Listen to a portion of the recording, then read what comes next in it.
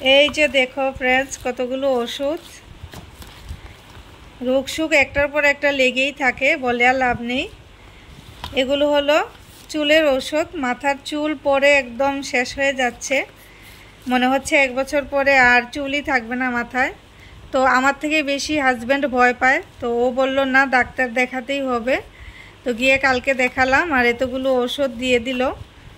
আর এই ওষুধগুলো 1 মাসের শুধু, এগুলো 1 বছর কন্টিনিউ করতে হবে। আর টেস্ট তো করতেই হবে কয়েকদিন পরে পরে বলল। এই যে শ্যাম্পুও দিয়েছে। তো 1 বছর ইউজ করার পর বলল তো চুলগুলো পড়া বন্ধ হবে আর নতুন চুল গজাবে। এখন দেখা যাক 1 বছর ঠিকভাবে ওষুধগুলি খাই। আর তোমাদের কাদের কাদের এইভাবে সমস্যা হচ্ছে চুলের অবশ্যই কমেন্ট করে জানাবে। আমার তো খুবই সমস্যা হচ্ছে, চুল একদম মানে মাথাতে থাকবেই না এমন মনে হচ্ছে।